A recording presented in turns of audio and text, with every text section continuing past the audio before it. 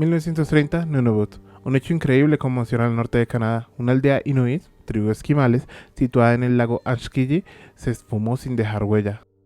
La policía investigó el caso, pero no halló ninguna pista que explicara lo sucedido.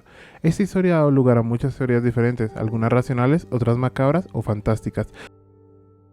Lo que sí es seguro es que todavía no se ha resuelto el enigma de esta desaparición.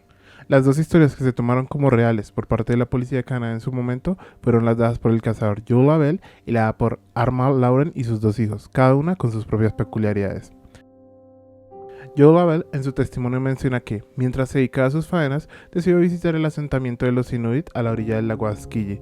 Lavelle se sintió afortunado de tener una buena relación con los Inuit del lago Askilji, un pueblo amable, divertido y generoso. Siempre lo recibían con una sonrisa y le ofrecían lo mejor de su cultura. Por eso, cuando llegó ese día a visitarlos, le extrañó el silencio que reinaba en el lugar. No había nadie pescando, cazando, jugando.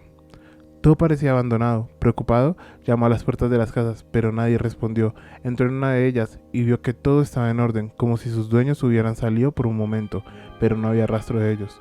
Lo mismo pasaba con las otras viviendas. Lo más raro era que habían dejado sus trineos, sus kayaks y sus armas, sin los que ningún inuit se aventuraría a la naturaleza.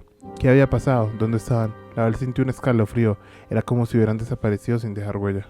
Después de lo que vio en el lago Askilji, Lavelle corrió a la estación de telégrafo más próxima para alertar a las autoridades. La Real Policía de Montreal de Canadá llegó pronto y verificó el relato de Lavelle. Los policías hallaron un grupo de perros para trineos muertos, al parecer por inanición. Esto era inexplicable, pues para esta cultura esos perros eran valiosos. Se inició una búsqueda que duró varias semanas sin hallar ninguna pista, y de esta manera cerraron la versión de esta historia.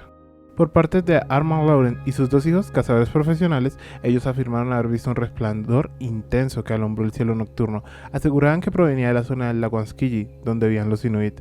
Al llegar, las autoridades al lugar hallaron un campamento abandonado y varias tumbas profanadas. Con esta versión se inauguró la primera de varias historias en las que explicaban que esta desaparición tenía como responsables una civilización extraterrestre. En otros casos se habla de espíritus malignos encabezados por demonios e incluso de portales al más allá. Con esto dando fin al segundo testimonio oficial dado a la policía de Canadá.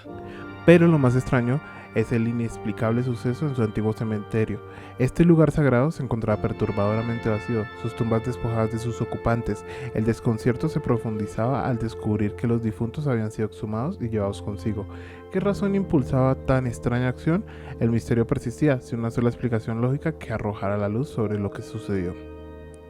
No existen teorías o hipótesis que pudieran satisfacer las inquietudes generales, solo un sinfín de preguntas flotando en la mente de quienes intentaban desentrañar este enigma. El problema en la actualidad con este relato es que se tergiversó tanto la historia y la información dada por las autoridades era tan poco existente que si llegó a hablar de que existían entre 25 y 2.000 habitantes y que saquearon a cientos de tumbas hasta solo una.